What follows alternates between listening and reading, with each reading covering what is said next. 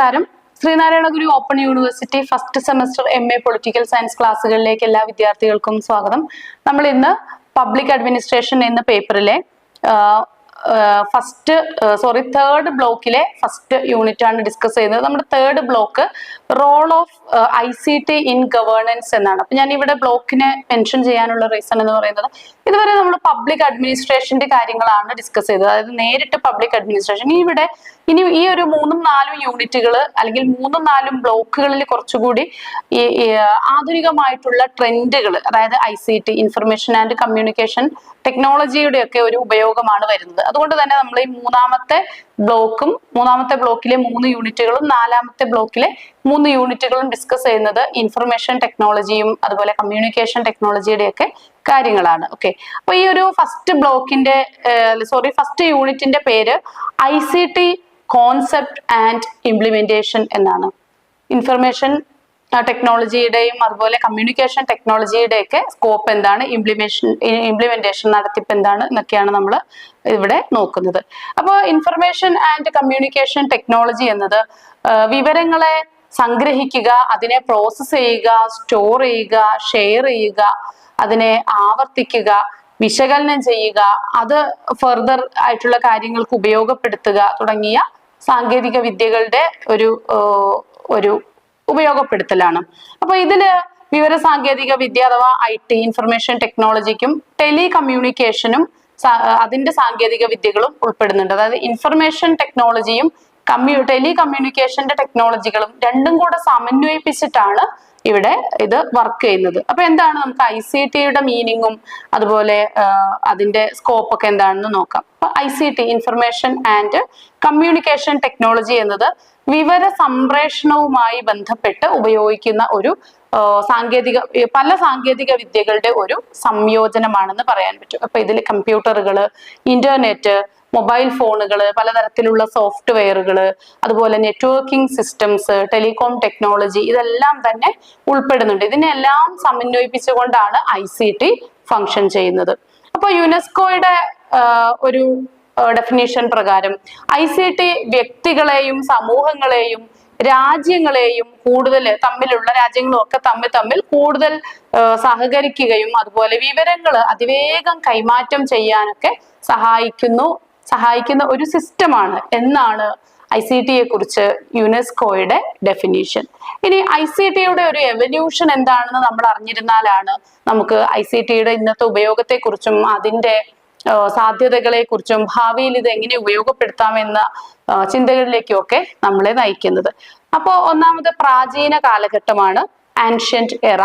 ഇവിടെ വിവരവിനിമയത്തിന് പലതരത്തിലുള്ള കാര്യങ്ങൾ നമുക്കറിയാം. പ്രാചീന കാലത്ത് വിവരവിനിമയം നടത്താൻ എന്തൊക്കെയാണ്, കത്തുകളോ അല്ലെങ്കിൽ പലതരത്തിലുള്ള ജീവികളെ, പ്രാവിനെയും കുതിരയൊക്കെ ഉപയോഗിച്ചുകൊണ്ടായിരുന്നല്ലോ അഞ്ചൽ കൈമാറ്റങ്ങളൊക്കെ നടന്നിരുന്നത്. അതുപോലെ പകർത്തെഴുതുക, പേപ്പറും, ഇനി പേപ്പറിനൊക്കെ മുൻപുള്ള ഒരുപാട് പ്രാചീന കാര്യങ്ങളുണ്ട്, നമ്മൾ അത്രത്തോളം പോകുന്നില്ലെങ്കിലും എഴുതിക്കൊണ്ട് വിവരവിനിമയം നടത്തുന്ന ഒരു സിസ്റ്റം ഉണ്ടായിരുന്നല്ലോ.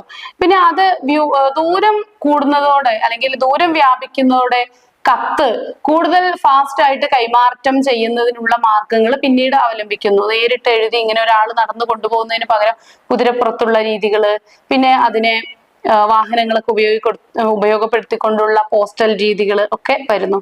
എന്തായാലും ചൈനയില് CE 105 ഈ കടലാസിന്റെ പേപ്പറിന്റെ ഒരു ഇൻട്രൊഡക്ഷൻ ഉണ്ടായി. ഇത് വലിയൊരു വിപ്ലവമാണ് ഈ മേഖലയിൽ സൃഷ്ടിച്ചിട്ടുള്ളത്. ഇനി ഇങ്ങോട്ട് മിഡീവൽ എറയിലേക്ക് വന്നു കഴിഞ്ഞാൽ ഈ ജോഹാൻസ് ഗുട്ടൻബർഗിന്റെ ഈ അച്ചടി യന്ത്രത്തിന്റെ ഉപയോഗവും അല്ലെങ്കിൽ അച്ചടി യന്ത്രത്തിന്റെ ഇൻട്രൊഡക്ഷനും അതിന്റെ പലതരത്തിലുള്ള പ്രയോഗങ്ങളും പിന്നീട് അച്ചടി വിദ്യ, സാങ്കേതിക വിദ്യ വളരെയേറെ വികാസം പ്രാപിക്കുകയും അതിന് വിപ്ലവങ്ങൾ ഉണ്ടാവുകയും ഒക്കെ ചെയ്യുന്നുണ്ട്. പിന്നെ ടെലഗ്രാഫും റേഡിയോയും ഇതൊക്കെ കണ്ടുപിടിച്ചത് വിവര സംവേദനം കുറച്ചുകൂടിയൊക്കെ ഫാസ്റ്റ് ആക്കി. പിന്നെ സൊസൈറ്റിയും അതുപോലെ നമ്മുടെ എക്കോളജിയും വിദ്യാഭ്യാസം ഇങ്ങനെയൊക്കെയുള്ള പല വിഷയങ്ങൾ അതിന്റെ ഭാഗമായിട്ട് വരുന്നു. ഇനി കുറച്ചുകൂടി മോഡേൺ എറയിലേക്ക് കടക്കുകയാണ്. അവിടെ ഒരു 19th സെഞ്ചുറി മുതലാണ് ഈ telephone. Alexander Graham bell 1876 telephone കണ്ടുപിടിക്കുന്നത്. അപ്പൊ പിന്നീട് മാർക്കോണി 1895 റേഡിയോ കണ്ടുപിടിച്ചു. ഇങ്ങനെയുള്ള വളരെ ആധുനികമായിട്ടുള്ള സാങ്കേതിക അല്ലെങ്കിൽ ആധുനികമായിട്ടുള്ള കണ്ടുപിടുത്തങ്ങളൊക്കെ വരുന്നുണ്ട്. അപ്പൊ അത് നമ്മുടെ ഈ ഒരു മേഖലയ്ക്ക് ആധുനിക സ്വഭാവം പകരുന്നു. ഇനി 20-ാം നൂറ്റാണ്ടില് ടെലിവിഷനും കമ്പ്യൂട്ടറും അതുപോലെ ഇന്റർനെറ്റ് ഒക്കെ 1960-70 കാലഘട്ടങ്ങളിലാണ് ഇന്റർനെറ്റിന്റെ ഒക്കെ ആവിർഭാവം. 21-ാം നൂറ്റാണ്ടില് ഒരു ഡിജിറ്റൽ റെവല്യൂഷൻ നടക്കുകയാണ്. അപ്പൊ നമ്മളൊക്കെ പരിചയിച്ച ഈ ഒരു ഡിജിറ്റൽ റെവല്യൂഷൻ, ഇപ്പോൾ നിങ്ങൾ തന്നെ ഈ ഒരു ക്ലാസ് ഓൺലൈനായിട്ട് അല്ലെങ്കിൽ നിങ്ങളുടെ കയ്യിലിരിക്കുന്ന ഫോണിൽ, മൊബൈൽ ഫോണിൽ നിങ്ങൾ ഈ ഒരു ക്ലാസ് കേൾക്കുന്നത് ഈ ഡിജിറ്റൽ സാങ്കേതിക വിദ്യയുടെ ഒരു വിപ്ലവത്തിന്റെ ഭാഗം തന്നെ ആയിട്ടാണ്. സ്മാർട്ട് ഫോണുകൾ, ഹൈസ്പീഡ്, ഈ സ്മാർട്ട് ഫോണുകളുടെ വരവാണ് ശരിക്കും സാങ്കേതിക വിദ്യയെ ഇത്രയേറെ ജനകീയമാക്കുന്നത്, അല്ലെ? നമ്മളെല്ലാവരുടെ കൈകളിലും, ഒരു വീട്ടിൽ എത്ര അംഗങ്ങളുണ്ടോ എല്ലാവരുടെ കയ്യിലും മൊബൈൽ ഫോൺ, സ്മാർട്ട് ഫോണുകളുണ്ട്. അത് വിവര സാങ്കേതിക വിദ്യയെ വളരെയേറെ നല്ല രീതിയിൽ സ്വാധീനിച്ചിട്ടുണ്ട്. ഇനി ICT-യുടെ പ്രാധാന്യവും പ്രയോജനവും എന്താണ് നമുക്കൊന്ന് ഡിസ്കസ് ചെയ്യാം. അതിൽ ഏറ്റവും പ്രധാനപ്പെട്ടത് വളരെ വേഗത്തിലുള്ള ആശയവിനിമയം എന്നുള്ളത് തന്നെ. വളരെ സ്പീഡി ആയിട്ടുള്ള ഫാസ്റ്റ് കമ്മ്യൂണിക്കേഷൻ പോസിബിൾ ആകുന്നു. ദെൻ വ്യക്തിഗതവും അതുപോലെ പ്രൊഫഷണലും ഒക്കെ ആയിട്ടുള്ള മുന്നേറ്റം, ഒരു പേഴ്സണൽ ആൻഡ് പ്രൊഫഷണൽ ഗ്രോത്ത് ഇതുകൊണ്ട് സംഭവിച്ചിട്ടുണ്ട്. ഇനി വിദ്യാഭ്യാസത്തിലും റിസർച്ചിലും ഒക്കെ വലിയ സംഭാവനകളാണ് ഈ ICT പ്രദാനം ചെയ്യുന്നത്. സാമ്പത്തിക വളർച്ച, തൊഴിലവസരങ്ങൾ സൃഷ്ടിക്കുക, ഇങ്ങനെ സമഗ്രമായ മേഖലകളിലും ICT-യുടെ ഒരു സഹായം ഉണ്ടായിട്ടുണ്ട്. ഈ ഹെൽത്ത് മേഖലയില്, ആരോഗ്യം, വിദ്യാഭ്യാസം, കുടിവെള്ളം, ഇങ്ങനെ സമഗ്രമായിട്ടുള്ള ക്ഷേമ മണ്ഡലങ്ങളിലും ഇതിന്റെ ഒരു വരവ് സഹായിച്ചിട്ടുണ്ട്. അപ്പോൾ ICT ഒരു വളരെ ക്രമാനുഗതമായിട്ട് തുടങ്ങുകയും ക്രമാതീതമായി വികാസം പ്രാപിക്കുകയും ചെയ്ത ഒരു മേഖലയാണെന്ന് നമുക്ക് പറയാനായിട്ട് സാധിക്കും. അപ്പൊ ഇന്ന് ഈ ഒരു രംഗം എന്ന് പറയുന്നത് ഈ ഡിജിറ്റൽ യുഗം അടിസ്ഥാനപ്പെടുത്തി ഉന്നത വിദ്യാഭ്യാസം, തൊഴില്, അതുപോലെ ഗവൺമെന്റ് സേവനങ്ങൾ, ഇതൊക്കെ ഇന്ന് നമുക്ക് ഈ ഒരു ഡിജിറ്റൽ റെവല്യൂഷന്റെ ഭാഗമായിട്ടാണ് നമുക്ക് ലഭ്യമാകുന്നത്. AI സാങ്കേതിക വിദ്യ, ആർട്ടിഫിഷ്യൽ ഇന്റലിജൻസ്, ഇതൊക്കെ നമ്മുടെ ഭരണത്തെ ആണെങ്കിലും പബ്ലിക് അഡ്മിനിസ്ട്രേഷനെ ഒക്കെ ആണെങ്കിലും വളരെയേറെ സഹായിച്ചിട്ടുണ്ട്. ഇനി ICT ഇൻ പബ്ലിക് അഡ്മിനിസ്ട്രേഷൻ, നമ്മൾ അതാണ് അടുത്തതായിട്ട് ഡിസ്കസ് ചെയ്യുന്ന point. ICT in public administration, പൊതുഭരണത്തില് ICT-യുടെ പ്രാധാന്യം എന്താണെന്ന്. പൊതുഭരണവും ICT-യും, അതായത് പബ്ലിക് അഡ്മിനിസ്ട്രേഷനും ICT-യും എന്ന് പറയുന്നത് സർക്കാർ സംവിധാനങ്ങൾ ഇൻഫർമേഷൻ ആൻഡ് കമ്മ്യൂണിക്കേഷൻ ടെക്നോളജി ഉപയോഗിച്ച് ജനങ്ങളിലേക്ക് എത്തിക്കുന്നതിനെയാണ്. അപ്പോൾ ICT-യും അതിൽ പൊതുഭരണം കൂടുതൽ കാര്യക്ഷമമാക്കാൻ ഉപയോഗിച്ചിട്ടുണ്ട്. നമ്മുടെ അക്ഷയ കേന്ദ്രങ്ങൾ വഴിയൊക്കെയാണ് സർക്കാർ സേവനങ്ങൾ സാധാരണക്കാരിലേക്ക് എത്തുന്നത്. നമ്മുടെ മൊബൈൽ ഫോണുകൾ വഴിയാണ് സർക്കാർ സേവനങ്ങളെ നമ്മൾ അനുഭവിക്കുന്നത്. അപ്പൊ ഇതൊക്കെ ഇതിന്റെ ഒരു പ്രധാനപ്പെട്ട സംഭാവനയാണ്. കൂടാതെ ICT ഗവേണൻസ് എന്നുള്ളതാണ്. ഗവേണൻസ് ആണ് ഇപ്പൊ നമ്മൾ പറഞ്ഞ എല്ലാ ഗവൺമെന്റ് നയങ്ങളും ഇന്റർനെറ്റ് മുഖാന്തരം ജനങ്ങളിലേക്ക് എത്തിക്കുന്നത്. ഇനി ഇന്ത്യയിലെ പ്രധാനപ്പെട്ട ഗവേണൻസ് പദ്ധതികൾ ഏതൊക്കെയാണെന്ന് കൂടി നമുക്കൊന്ന് നോക്കാം. ഒന്ന് ഡിജി ലോക്കർ പദ്ധതികളാണ്, അതായത് പ്രമാണങ്ങളൊക്കെ സൂക്ഷിക്കാനുള്ള ഒരു സാങ്കേതിക വിദ്യയാണ്. ദെൻ ഉമാങ് ആപ്പാണ്, കേന്ദ്ര സംസ്ഥാന സർക്കാർ സേവനങ്ങളെ ഒരൊറ്റ ആപ്പില് കൊണ്ടുവരുന്നതാണ് ഉമാങ്. പിന്നെ കോർട്ട്, കോടതികളിലെ കേസ് സംബന്ധമായിട്ടുള്ള വിവരങ്ങളൊക്കെ നമുക്ക് ഓൺലൈനായിട്ട് ലഭിക്കാനുള്ള ഒരു സംവിധാനമാണ്. ആധാർ സിംഗിൾ ഡിജിറ്റൽ ഐഡന്റിറ്റി സിസ്റ്റമാണ്. ബയോമെട്രിക് സംവിധാനമൊക്കെ ഉപയോഗപ്പെടുത്തിക്കൊണ്ടുള്ള സമ്പൂർണമായിട്ടുള്ള ഒരു തിരിച്ചറിയൽ സിസ്റ്റമാണിത്. ദെൻ ഭീമും UPI-യുമാണ്, ഡിജിറ്റൽ പേയ്മെന്റ് സംവിധാനമാണ്. സ്മാർട്ട് സിറ്റി മിഷൻ ഒരു ICT അധിഷ്ഠിതമായിട്ടുള്ള നഗര വികസന പ്രവർത്തനങ്ങളാണ്.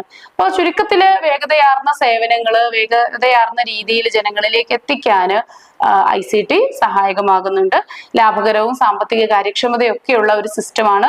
ഇന്ന് എല്ലാ മേഖലകളിലും ഇതിന്റെ ഒരു കടന്നുകയറ്റം അഴിമതി രഹിതമായിട്ടൊക്കെ കാര്യങ്ങൾ നടക്കാൻ ഈ ഇൻഫർമേഷൻ ആൻഡ് കമ്മ്യൂണിക്കേഷൻ ടെക്നോളജികൾ, കമ്മ്യൂണിക്കേറ്റീവ് ഡിവൈസസിന്റെ ഒക്കെ ഉപയോഗം നമുക്ക് സഹായകമാവുന്നുണ്ട്. ഇങ്ങനെയാണെങ്കിലും ഇതിന്റെ ഒരു പരിമിതി എന്ന് പറയുന്നത് ഇപ്പോഴും ചില ഉൾനാടൻ ഭാഗങ്ങളിലേക്ക് അല്ലെങ്കിൽ വളരെ സാധാരണക്കാരായിട്ടുള്ള ആളുകളിൽ ഇത്തരം സാങ്കേതിക വിദ്യയുടെ ഉപയോഗത്തെ കുറിച്ചൊരു അജ്ഞത നിലനിൽക്കുന്നുണ്ട്.